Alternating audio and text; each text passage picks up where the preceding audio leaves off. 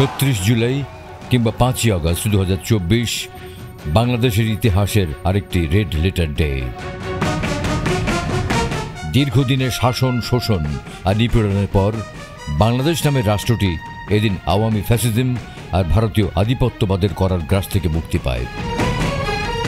জন্ম নেয় নতুন এক বাংলাদেশ, যাকে অনেকেই বলেছেন দ্বিতীয় স্বাধীনতা কিংবা পুনর্জন্মের দিন।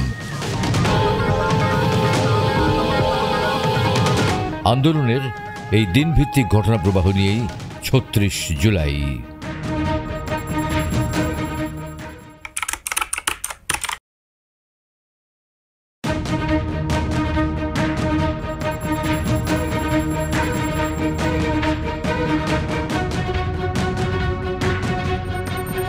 জুলাই অভ্যুত্থানের একটি অত্যন্ত গুরুত্বপূর্ণ দিন ১৬ই জুলাই।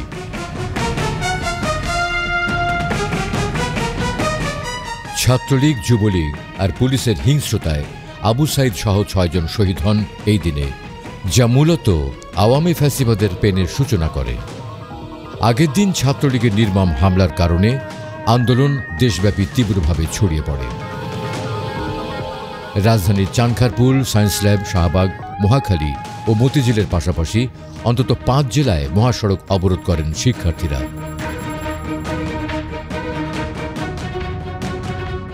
পূর্ব ঘোষিত কর্মসূচিতে শিক্ষার্থীদের স্বতঃস্ফূর্ত অংশগ্রহণে ভিত নড়ে যায় স্বৈরশাসকের। দিশেহারা হয়ে পুলিশের সাথে মাঠে নামে ছাত্রলীগ আর যুবলীগ। ত্রিপক্ষীয় হামলায় রক্তাক্ত হয় রাজপথ।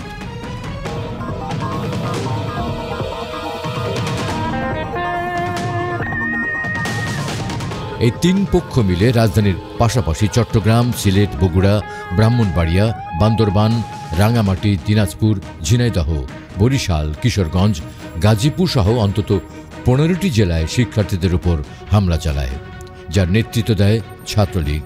যুক্ত হয় যুবলীগ ও পুলিশ। এদিন হামলায় চট্টগ্রামে ৩ জন, ঢাকায় ২ জন ও রংপুরের ১ জন শহীদ হন। আহত হন আরও ৪ শতাধিক। রংপুরে বেগম রোকেয়া বিশ্ববিদ্যালয়ের শিক্ষার্থী আবু সাইদের শহীদ হওয়ার ভিডিও মুহূর্তে ভাইরাল হয়ে যায়, ছড়িয়ে পড়ে সারা বিশ্বে। পুলিশের সামনে বুক চিতিয়ে দুহাত প্রসারিত করে দাঁড়ানো আবু সাইদকে পয়েন্ট ব্ল্যাঙ্ক রেঞ্জ থেকে পুলিশ গুলি করে। একটা নয়, পরপর অনেকগুলো।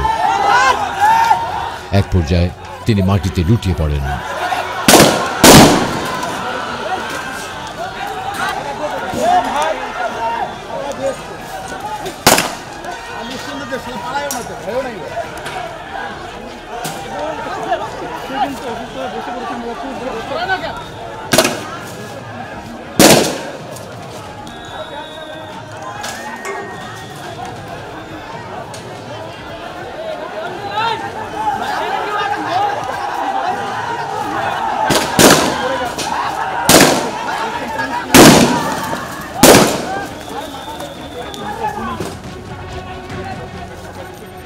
পুলিশ ঠিক এই জায়গাটাতে দাঁড়িয়েছিল এবং আমি, আবু সাইদ ভাই সহ আমরা এই রাস্তার যে মাঝে যে রাস্তার ব্লকেটটা আছে, আপনারা যে রাস্তার ব্লকেটটা দেখতে পাচ্ছেন, রাস্তার ব্লকেটের ঠিক পেছনে আমরা সেদিনের যে মাইক ছিল আমাদের, সেই মাইক নিয়ে আমরা অবস্থান করছিলাম।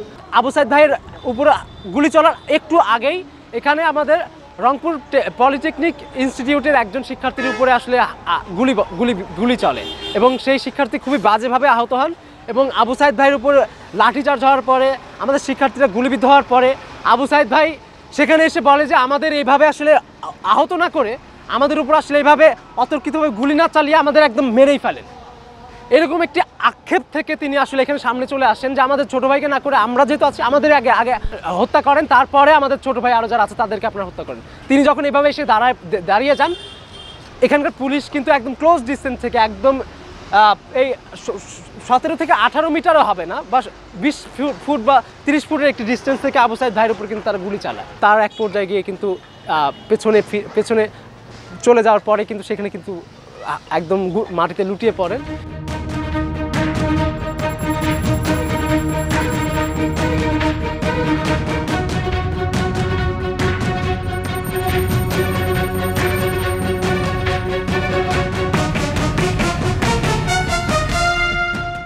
আমি মাঠত থাকি কাজ করে আসি, গোসল করে 4টা খায়া একটু রেস্ট নিছি।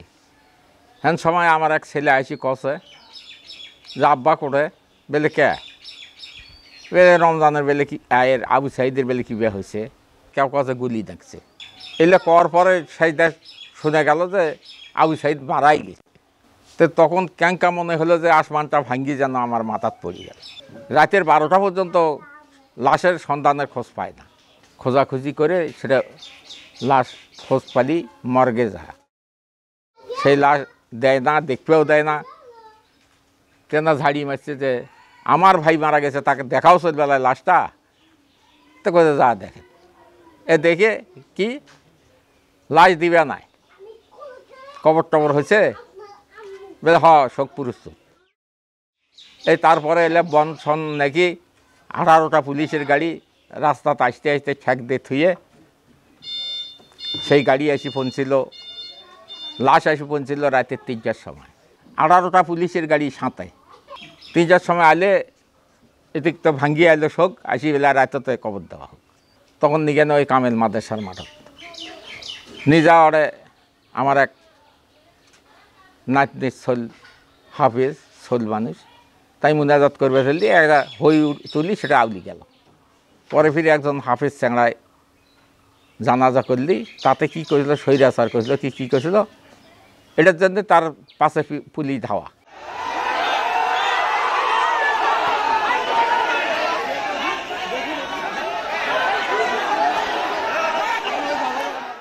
শেষ পর্যন্ত খালি কয়া গেছে মা আমরা যাচ্ছি, আর একটা চাকরির কথা কয়া গেছে, কইছে বেলে মা কি চাকরি নেব, ছেলে যেটা কইছে যে ওটাই নেন বাবা, তোরা যেটা ভালো হবে ছেড়েই চাকরি করে, এটাই শেষ কথা।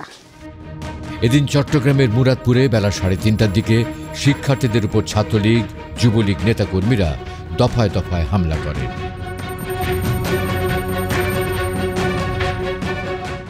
এ সময় ছাত্রলীগ যুবলীগের মিছিল থেকে একজনকে গুলি ছুড়তে দেখা যায়। এই ঘটনায় গুলিবিদ্ধ হয়ে 3 জন নিহত হন। নিহতদের একজন চট্টগ্রাম কলেজের সমাজবিজ্ঞান বিভাগের 3য় বর্ষের ছাত্র মোহাম্মদ ওয়াসিম চট্টগ্রাম কলেজ শাখা ছাত্রদলের যুগ্ম আহ্বায়কও ছিলেন। একটা ভাইয়া কল দিয়ে বলছে যে ওয়াসিম গুরুতর আহত হয়েছে আন্দোলনে। তো আমি আমার ভাইয়ার অনেক বন্ধুদের কল দিছি, ওই দিন কল দিয়ে আমি ভাইয়াদের ফোনে কোনোভাবে যোগাযোগ পাইনি। কষ্ট হলে আমার এটা গর্বের বিষয়, এটা আমার ভাইয়া দেশের জন্য জীবন দিছে, এটা আমার জন্য গর্বের। নিহত অন্য 2 জন হলেন চট্টগ্রাম নগরের ওমর গনি এমইএস কলেজের ছাত্র ফয়সাল আহমেদ শান্ত এবং পথচারী মোহাম্মদ ফারুক। বলতেছে আন্টি একটু রেডি হন, একটু আমাদের সাথে যাইতে হবে। তো আমি বলতেছি যে কোথায় যাব, বলছে আন্টি একটু মেডিকেলে যাইতে হবে, শান্ত ভাইয়ের গায়ে গুলি লাগছে। তো এটা বলার সাথে সাথে আমি এরকম দাঁড়ানো ছিলাম, আমি খাটের উপর পড়ে গেছি। কি বলতেছে শান্তমণির গায়ে গুলি লাগছে। মেডিকেলে নিয়ে বিভিন্ন জায়গায় আমার সাইন নেয়, পোস্টমর্টম রিপোর্টে, ডেথ সার্টিফিকেট, কিন্তু তখন তো আমি জানি না যে পোস্টমর্টম রিপোর্টে আমাকে সাইন, আমি তো কিছুই পড়িনি, শুধু সাইন করতেছি আর আমি কান্না করতেছি।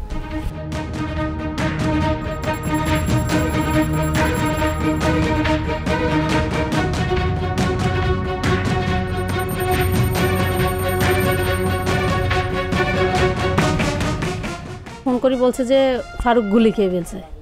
যখন আমি ওনার মোবাইলটাতে ফোন দিতে দিতে দিতে অনেক পায়ে আমি টাঙ্কির পার নামি গেলাম। নামে যাওয়ার পরে আমি সিএনজি ড্রাইভার ধরলাম, পরে এতটুকুই ফোন দিতে দিতে গেলাম, মোবাইল বাঁচলো, আর ধরলো না।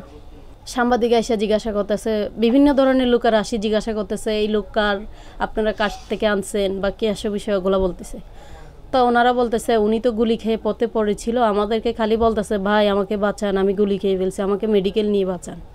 তো সেটা বলা থেকে আমি মেডিকেল নিয়ে আসলাম। রক্ত যে এরকম হারে গেছে, মানে বাঁচার মতো আর পথ ছিল না।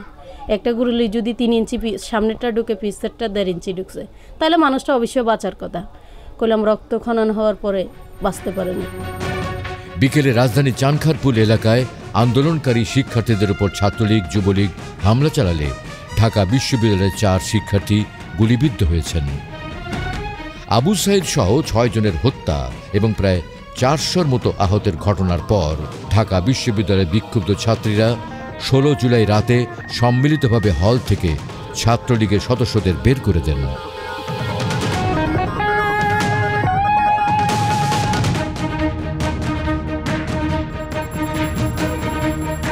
16 জুলাই সকালে এক সংবাদ সম্মেলনে শিক্ষার্থীদের চলমান আন্দোলনে সর্বাত্মকভাবে পাশে রয়েছে বলে জানান ছাত্রদলের সভাপতি রাকিবুল ইসলাম রাকিব।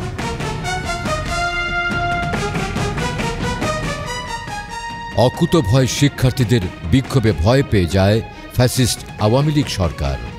16 জুলাই রাতেই ঢাকা, গাজীপুর, চট্টগ্রাম, বগুড়া, রাজশাহী ও রংপুরে বিজিবি মোতায়েন করা হয়। 16 জুলাই যখন এই হলগুলো থেকে আমরা চলে আসি এবং বিনোদপুরে অবস্থান নেই এবং অন্যান্য যারা আছে কয়েকটা হলে ছিল, আমাদের উল্লেখযোগ্য একটা স্ট্র্যাটেজি সেটা হচ্ছে যে আমাদের হলগুলোর লোকেশন আলাদা আলাদা। তো আমরা আমাদের ক্যাম্পাস সংলগ্ন যে বর্তমান বিজয় 24 হল, মতিয়ার হল এবং শেরেবাংলা হল মিলে একটা গ্যাদারিং করার চেষ্টা করি। এরপর আমাদের ক্যাম্পাসের অপর পাশে হচ্ছে যে লতিফ হল, আমির আলী হল এবং SM হল, এই 3টা হল মিলে একটা গ্যাদারিং হবে। এরপর হচ্ছে এদিকে হচ্ছে যে হবিবুর হল, জিয়া হল মিলায় একটা, ওইদিকে সোহরাওয়ার্দী, মাদার বক্স, জোয়া হল মিলে একটা, আর এইদিকে আমাদের বোনদের যে ছাত্রীদের 6টা হল আছে, 6টা হল মিলে একটা। তো সব কিছু মিলে আমরা প্রায় 4-5টা জায়গা থেকে আন্দোলনটা সৃষ্টি করার একটা প্ল্যান করি আগের দিন রাতে, যেন ছাত্রলীগ যদি এক জায়গায় আক্রমণ করে বা এক জায়গায় হামলা করে, যেন আমরা অপর পাশ থেকে এসে আমাদের ভাই বোনদেরকে সাহায্য করতে পারি। তো যেভাবে প্ল্যান করা হয়েছে সেভাবেই আমাদের প্ল্যান মতোই কাজ হয়েছে। রাতেই বন্ধ ঘোষণা করা হয় পাবলিক বিশ্ববিদ্যালয় সহ সকল শিক্ষা প্রতিষ্ঠান। আন্দোলনে সরাসরি মাঠে নামে বেসরকারি বিশ্ববিদ্যালয়ের শিক্ষার্থীরা, যা আন্দোলনে ভিন্ন মাত্রা যোগ করে। তারা রাজধানীর বাড্ডা, নতুন বাজার মোড়, বসুন্ধরা, পূর্বাচল, ভাটারা এলাকায় সড়ক অবরোধ করেন। হামলা করছে হেলমেট বাহিনী, আমরা সেটা প্রতিরোধ করে আমরা আজকেও আমাদের কর্মসূচি চালিয়ে যাব। সন্ত্রাসীরা আমাদের ভাইদের উপর অ্যাটাক করেছে, আমাদের বোনদের উপর অ্যাটাক করেছে, যৌক্তিক দাবিতে আমরা আন্দোলন করছি। মধ্যরাতে বন্ধ করে দেওয়া হয় মোবাইলের 4G নেটওয়ার্ক। ব্যাপকভাবে যোগাযোগ প্রতিবন্ধকতা তৈরি করা হয়। 16 জুলাই হত্যাকাণ্ডে জড়িতদের শাস্তি দাবি করে বিশ্ববিদ্যালয়ের শিক্ষক নেটওয়ার্ক বিবৃতি প্রদান করে, যাতে বিভিন্ন বিশ্ববিদ্যালয়ের 85 জন শিক্ষক স্বাক্ষর করেন।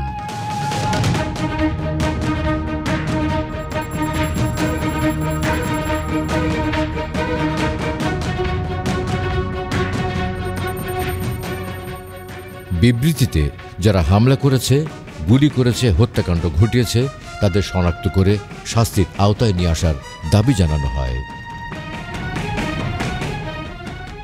দিনভর সংঘর্ষের পর 16 জুলাই রাতে আন্দোলনকারীদের পক্ষ থেকে নতুন কর্মসূচি ঘোষণা করা হয়। রাত 12:30টার দিকে বৈষম্য বিরোধী ছাত্র আন্দোলনের ফেসবুক পেজ ও হোয়াটসঅ্যাপ গ্রুপে পবিত্র আশুরা উপলক্ষে কর্মসূচি বন্ধ রাখলেও পরদিন বেলা 2টায় ঢাকা বিশ্ববিদ্যালয়ের রাজু ভাস্কর্যের পাদদেশে নিহতদের গায়েবানা জানাজা ও কফিন মিছিলের পাশাপাশি সারা দেশে এই কর্মসূচি সমন্বয় করার ঘোষণা দেওয়া হয়।